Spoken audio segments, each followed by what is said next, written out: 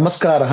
दीपकं संस्कृत कक्षा पाठः सप्तमकक्षा के संस्कृत पाठ्यपुस्तकं द्वितीयः पाठः नित्यं पिबामः सुभाषित रसं by M.N. शर्मा।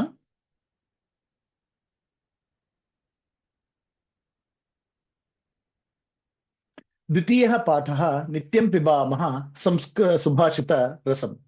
महोदय, अस्माकं विद्यालयस्य भित्तौ अयोग्यः पुरुषो नास्ति योजकस्तत्र दुर्लभः इति लिखितम् अस्ति। अस्य कः भावः इति कृपया बोधयतु। सर, हमारे विद्यालय के दीवार पर अयोग्यः पुरुषो नास्ति योजकस्तत्र दुर्लभः, कृपया इसका मतलब समझा दीजिए। शिक्षक बोलते हैं, छात्र के प्रश्न के उत्तर, भो हो सुशीले, अस्य भावार्थः अस्ति यत् अस्मिन् जगति कोऽपि अयोग्यः नास्ति। सर्वे योग्याः सन्ति, परन्तु प्रेरकस्य मार्गदर्शकस्य च अभावः अस्ति। अरे सुशीला, इसका मतलब है कि इस दुनिया में कोई भी नालायक नहीं है, सभी योग्य है, मगर प्रेरणा देने वाला और मार्गदर्शक का अभाव है। और एक स्टूडेंट पूछती है, मान्यवर, अहम अपि विद्यालयस्य परिसरे एतादृशं श्लोकं पठितवती। सर, मैं भी विद्यालय में ऐसा ही श्लोक पढ़ी थी। तो शिक्षक उत्तर देते हैं, रमे, एतानि सुभाषितानि सन्ति अस्माकं चिंतन विकासाय एव एतानि सुभाषितानि विद्यालयस्य परिसरे स्थापितानि। रमा, ये सब सुभाषित है, हमारे चिंतन के विकास के लिए ये सुभाषित विद्यालय के परिसर में लिखे हैं। और एक छात्र पूछता है, महोदय, सुभाषितानि इत्यनेन कः अभिप्रायः? सर, सुभाषित का मतलब क्या है? शिक्षक उसका उत्तर देते हैं, वत्सा, मानवानां विविध मूल्यानां विकासाय श्रेष्ठ जनैः उक्तानि सुवचनानि एव सुभाषितानि।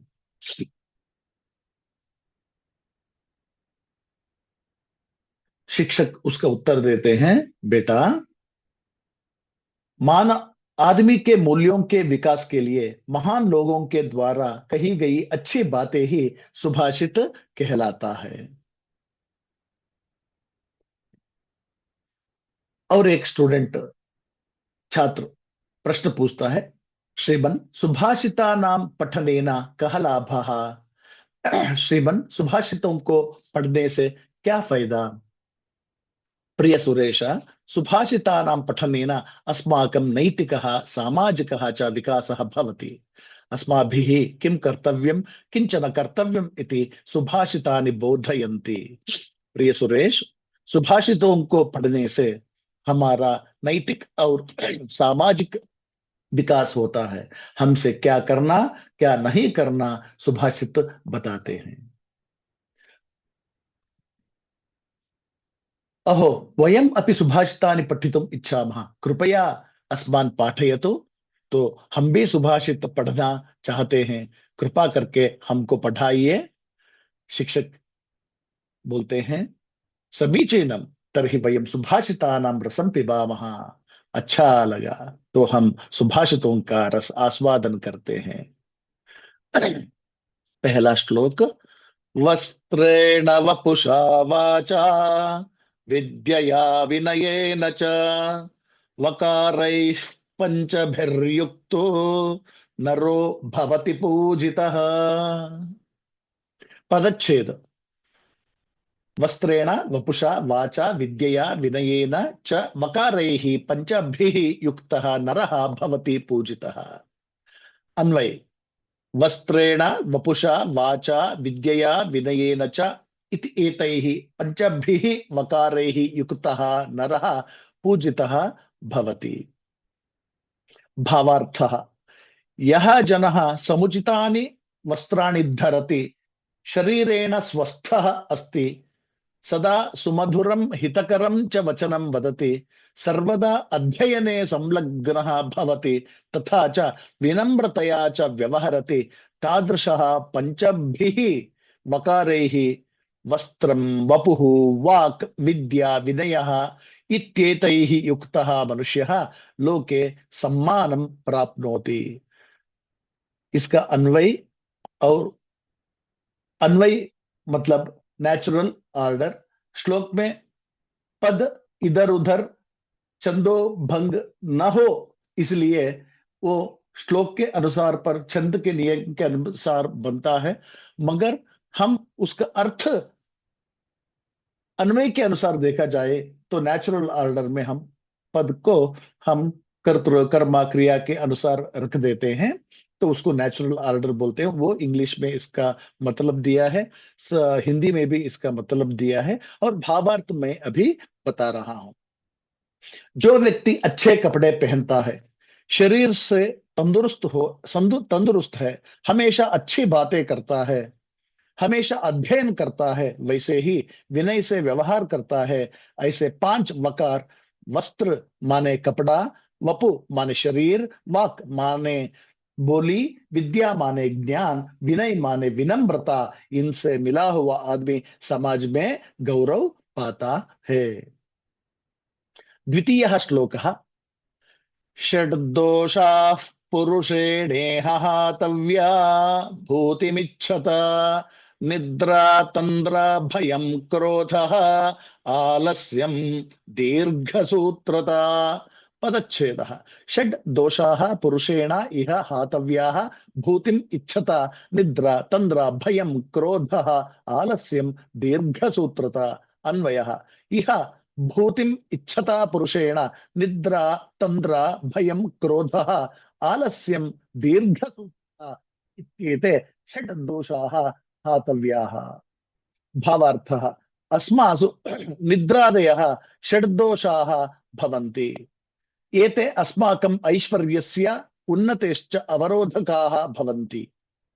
अतः यदि मानवः स्वजीवने धनिकः विद्वान् वा भवितुम् इच्छति, ऐश्वर्यं वैभवं च प्राप्तुं वाञ्छति, तर्हि सा अतिनिद्रां तन्द्रां भीतिं क्रोधम् आलस्यं विलम्बेन कार्यकरणस्य प्रवृत्तिं च एतान् षड् दोषान् परित्यजेत्।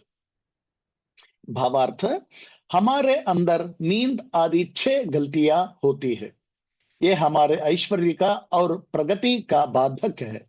इसलिए अगर आदमी अपने जीवन में धनवान या विद्वान बनना चाहता है, धन और दौलत पाना चाहता है, तो वह ज्यादा नींद करना, जल्दी थकना, डरना, गुस्सा करना, ढीलापन और देरी से काम करना, ये 6 गलतियों को छोड़ना चाहिए। इसका अन्वय हिंदी में, नेचुरल ऑर्डर इंग्लिश में, मीनिंग भी इंग्लिश में है। आप हिंदी में चाहे तो हिंदी में समझ सकते हैं, इंग्लिश में चाहे तो इंग्लिश में समझ सकते हैं। इस वाक्य के एक एक सेंटेंस के आधार पर एक एक सेंटेंस के उत्तर, उसका उत्तर यहां इंग्लिश और हिंदी में दिया हुआ है। तृतीयः श्लोकः।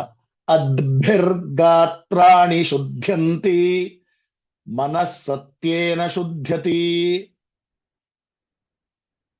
विद्या तपोभ्याम भूतात्मा बुद्धिर्ज्ञानेन शुध्यति। पदच्छेदः।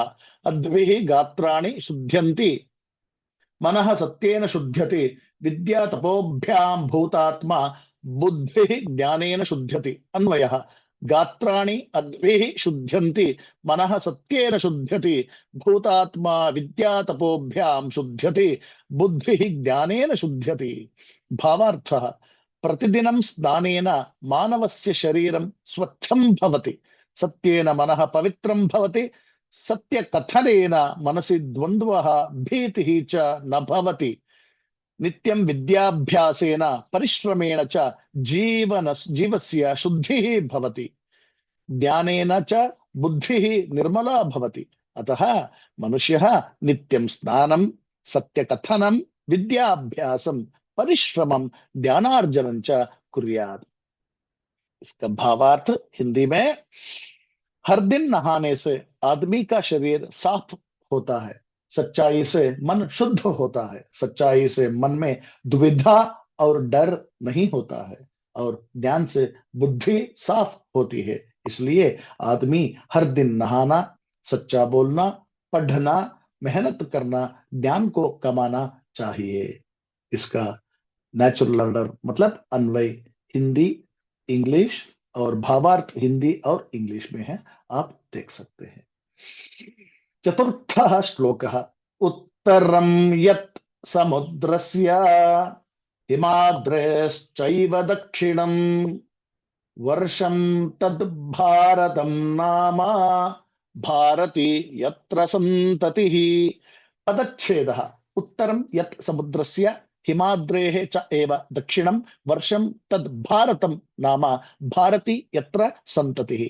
अन्वयः। यत् समुद्रस्य उत्तरं हिमाद्रेः च दक्षिणं तद् एव भारतं नाम वर्षं यत्र भारती सन्ततिः अस्ति। भावार्थः। अस्मिन् सुभाषिते सुभाषितकारः भारतस्य भौगोलिकं स्वरूपं वर्णयति। हिंद महासागरस्य उत्तरभागे हिमालयस्य च दक्षिणभागे यः भूभागः अस्ति तस्य भूभागस्य नाम भारतवर्षम्। अत्रत्याः नागरिकाः भारतीयाः इति प्रसिद्धाः। इसका भावार्थ। इस सुभाषित में सुभाषितकार भारत का भौगोलिक स्वरूप का वर्णन करता है। हिंदू महासागर के उत्तर दिशा में हिमालय और दक्षिण दिशा में जो भूभाग है उस भूभाग का नाम भारतवर्ष है। यहाँ के लोग भारतीय करके प्रसिद्ध है। मैं इस श्लोक के बारे में कुछ कहना चाहता हूं।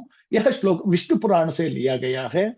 जो हम समझते हैं कि ब्रिटिश आने के बाद ही भारत का ये स्वरूप बन गया, भारत एक अखंड राष्ट्र नहीं था, ब्रिटिश आने के बाद ही ये अखंड राष्ट्र बना, ये गलत है। ये विष्णु पुराण है। ये विष्णु पुराण मतलब रामायण और महाभारत के पहले ये भारत हिमवत पर्वत से लेकर और दक्षिण में कन्याकुमारी तक ये अखंड भारत स्वरूप था। ये श्लोक वर्णन करता है।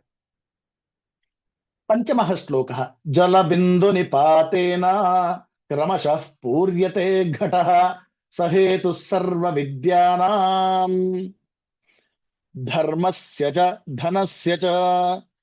पदच्छेदः। जलबिंदु निपातेन क्रमशः पूर्यते घटः स हेतुः सर्व विद्यानां धर्मस्य च धनस्य च। अन्वयः। घटः क्रमशः जलबिंदु निपातेन पूर्यते सः हेतुः सर्व विद्यानां धर्मस्य च धनस्य च भवति। भावार्थः। यथा निरन्तरं जलस्य बिन्दूनां पतनेन रिक्तः अपि घटः पूर्णः भवति तथैव जीवने निरन्तरम् अभ्यासेन सामान्यः अपि मानवः सर्व प्रकारकं ज्ञानम धर्मम धनम च लभते।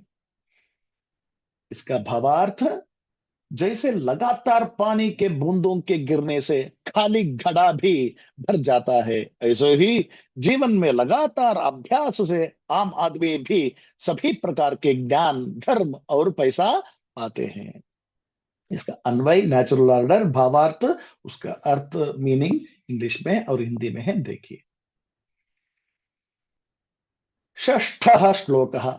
यः पठति लिखति पश्यति परिपृच्छति पंडितानुपाश्रयति तस्य दिवाकर किरणैः नलिनी दलमिव विस्तारिता बुद्धिः।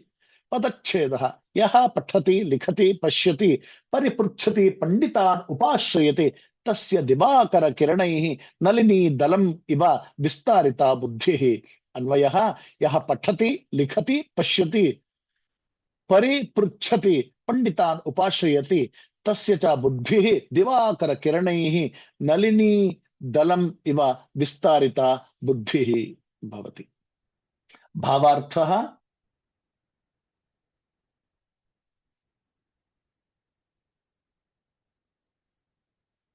अस्माभिः आत्म विकासाय सर्वथा श्रेष्ठ जनैः सह संगतिः वासश्च कर्तव्यः।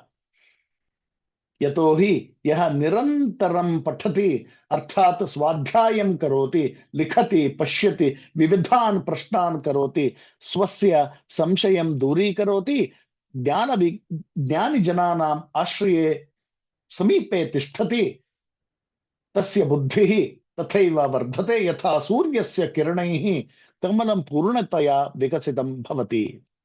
अस्य भावार्थ, हमारे द्वारा खुद के विकास के लिए हमेशा अच्छे लोगों के साथ दोस्ती और उनके साथ रहना चाहिए, क्योंकि जो हमेशा पढ़ता है, मतलब अभ्यास करता है, लिखता है, देखता है, अनेक प्रश्न पूछता है, खुद का संदेह दूर होता उसे खुद का संदेह दूर होता है, विद्वानों के आश्रय में या विद्वानों के पास रहता है, उसका ज्ञान वैसे ही बढ़ जाता है जैसे सूर्य के किरणों से कमल पूरी तरह से खिलता है।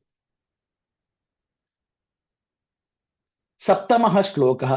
प्रियवाक्य प्रदानेन सर्वे तुष्यन्ति जन्तवः, तस्मात् तदेव वक्तव्यं वचने का दरिद्रता।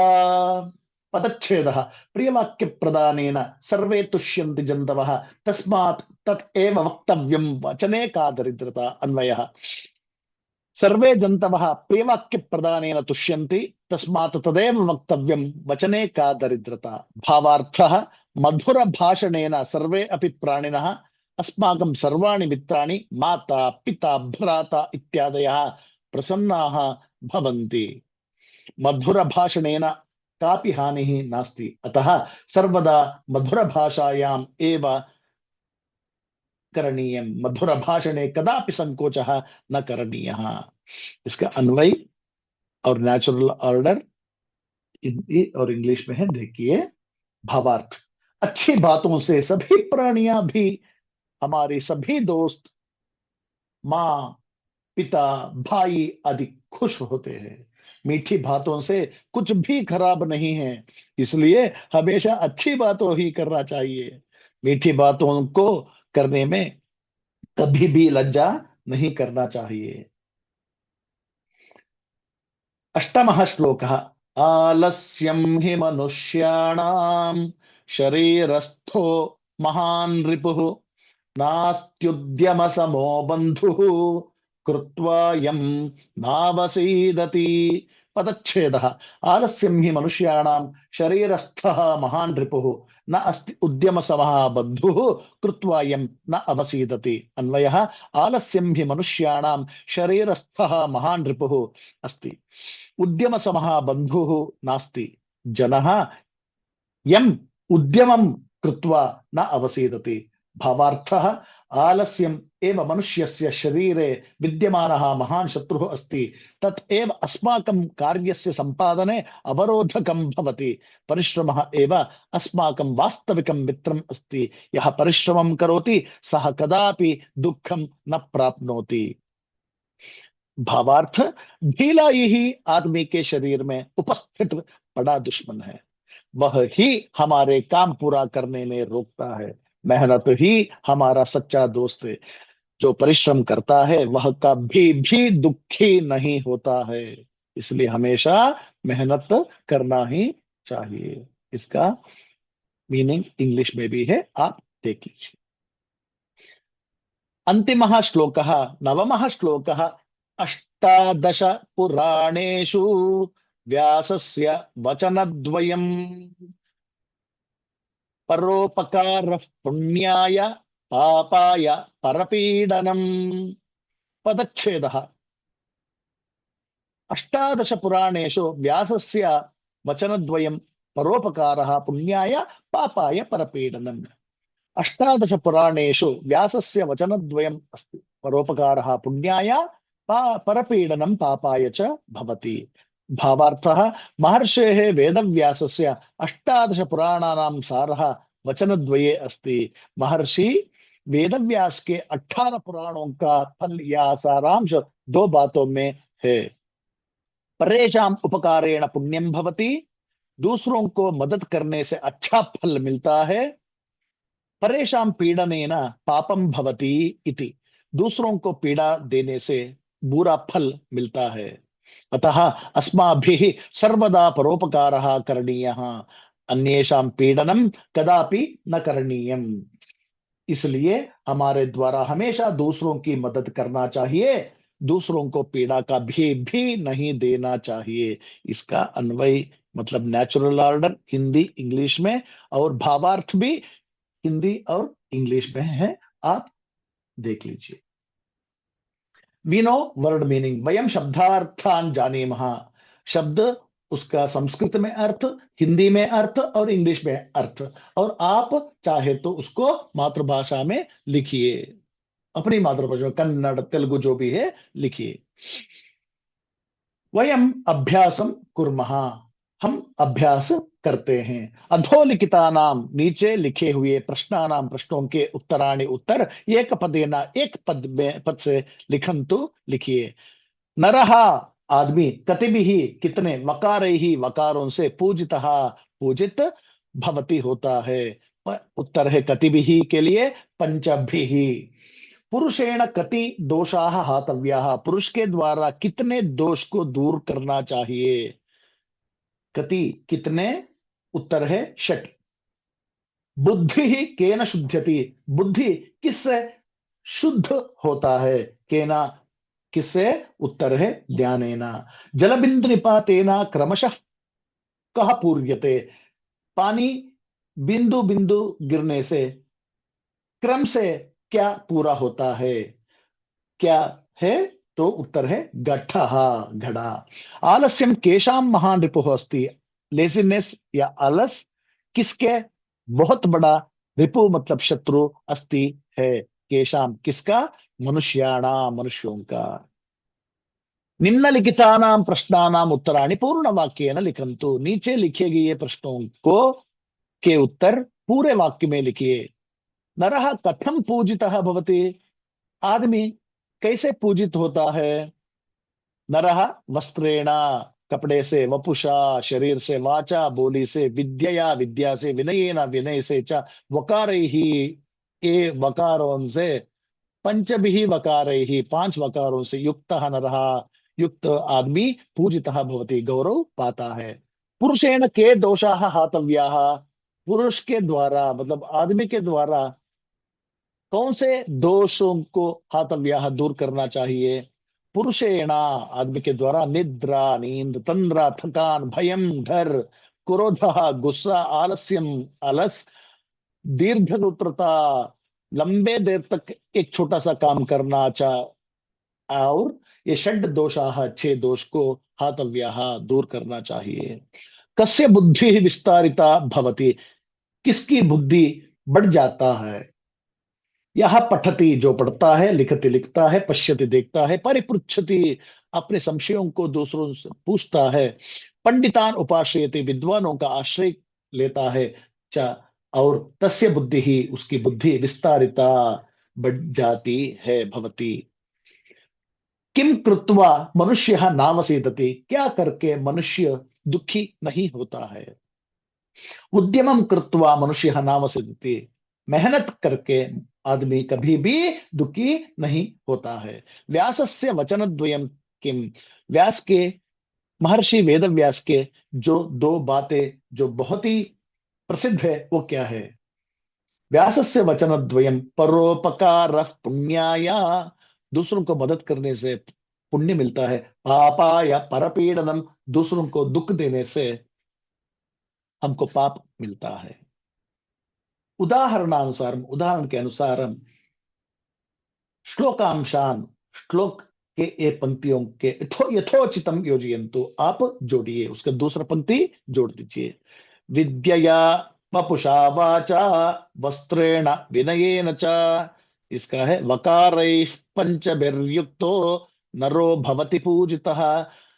दूसरा षड्दोषाः पुरुषेणेह हातव्या भूतिमिच्छता, निद्रा तंद्रा भयं क्रोधः आलस्यं दीर्घसूत्रता, अद्भिर्गात्राणि शुध्यन्ति मनः सत्येन शुध्यति, विद्या तपोभ्यां भूतात्मा बुद्धिर्ज्ञानेन शुध्यति, उत्तरं यत् समुद्रस्य हिमाद्रेश्चैव दक्षिणं वर्षं तद्भारतं नाम भारती यत्र सन्ततिः जलबिन्दुनिपातेन क्रमशः पूर्यते घटः स हेतुः सर्वविद्यानां धर्मस्य च धनस्य च। चतुर्थः मुख्य प्रश्नः निम्नलिखितानां वाक्यानां समानार्थकान् श्लोकांशान् पाठात् चित्वा लिखन्तु। नीचे लिखे गए वाक्यों के समानार्थक पर्याय पद श्लोकांश और पाठ से चित्वा चुनकर लिखिए। मधुरवाण्या सर्वे प्रसन्नाः भवन्ति। अच्छी बातों से सभी खुश हो जाते हैं। श्लोक में से, हमारे पाठ से इस पंक्ति से जुड़ने वाले कौन सी पंक्ति है? प्रिय वाक्य प्रदानेन सर्वे तुष्यन्ति जन्तवः। अच्छी बातों से सभी प्राणियां खुश हो जाते हैं। परिश्रमेण, मेहनत से, तुल्य समान, बांधवः बंधु रिलेटिव नास्ति नहीं है। इसके समान हमारे पाठ में नास्त्युद्यम समो बंधु, उद्यम के समान बंधु नहीं है। परोपकारेण, परोपकार से, मानवस्य आदमी के पुण्यार्जनम, पुण्य का अर्जन कमाना भवति होता है। परोपकार पुण्याय, परोपकार से पुण्य, पापाय परपीडनम, दूसरों को पीड़ा देने से पाप। हिंद महासागरात, हिंदू महासागर समुद्र से, हिमालय पर्यंतम, हिमालय तक, भारतवर्ष में, ये भारत कहा जाता है। वर्ष मतलब प्रायद्वीप, प्रायद्वीप मतलब ज्यादा पानी, थोड़ा सा मतलब जैसे कि भारत जैसा एक 3 जगह पानी और 1 जगह भूमि को ये वर्षम या द्वीप कहा जाता है, या प्रायद्वीप कहा जाता है। उत्तरम यत् समुद्रस्य हिमाद्रेश्चैव दक्षिणम, इसके समान हमारे श्लोक में से ये वाक्य या इस श्लोक का अंश मिल जाता है। पंचमः प्रश्नः अधोलिखितानां, नीचे लिखे हुए शब्दानां, शब्दों के उदाहरणानुसारम, उदाहरण के अनुसार पर्याय पदानि सिनोनिम या समानार्थ लिखन्तु, लिखिए। वपुः शरीरम, जलम पानी, संस्कृत में वारी, वारी मतलब पानी, वाटर जो इंग्लिश में है वो इसका तद्भव समझ लीजिए, वारी वाटर। लोचनम, ये उत्तर गलत है। लोचन मतलब यहां नेत्रम डालना चाहिए, नेत्रम। आप समझ लीजिए टाइपिंग मिस्टेक हो गया इधर, नेत्रम अथवा नयनम अथवा अक्षी। धनम वित्तम, बुद्धि ही मति ही, रिपुः माने शत्रु। अत्र इदम अवधेयम, तृतीय विभक्ति के शब्द रूप आप पढ़िए और इसको याद कीजिए। पुल्लिंग में छात्र का छात्रेण छात्राभ्याम छात्रैः, शिक्षक शिक्षकेण शिक्षकाभ्याम शिक्षकैः, ऐसे ही बालका बालकेन बालकाभ्याम बालकैः पुल्लिंग में। स्त्रीलिंग शब्द है तो थोड़ा बदल जाता है। विद्या आकारांत है, विद्यया विद्याभ्याम विद्याभिः, छात्रा छात्रया छात्राभ्याम छात्राभिः, ऐसे ही बालिका बालिकया बालिकाभ्याम बालिकाभिः। नपुंसकलिंग में सत्य सत्येन सत्याभ्याम सत्यैः, नपुंसकलिंग और पुल्लिंग में समान रूप बन जाता है।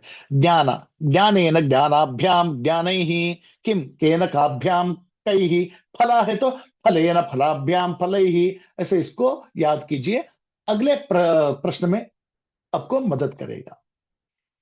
अतः नीचे रिक्त स्थानानि, खाली जगहों को तृतीय विभक्ति है, तृतीय विभक्ति के समुचित रूप ही, समुचित रूप से पूरयन्तु, पूरा कीजिए।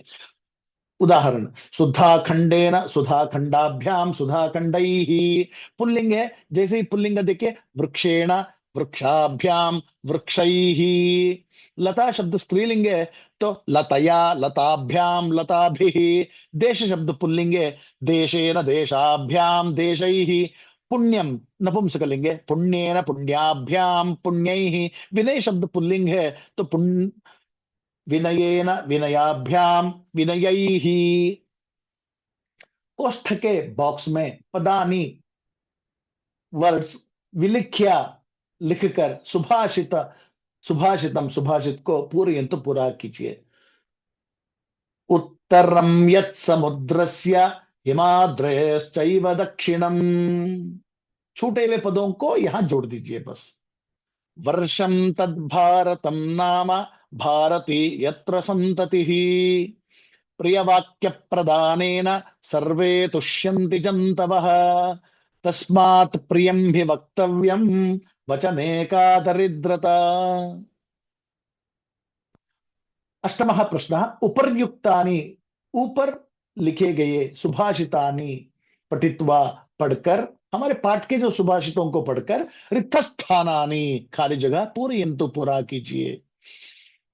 आलस्यं हि मनुष्याणां शरीरस्थो महान् रिपुः, तस्मात् प्रियं हि वक्तव्यं वचने का दरिद्रता।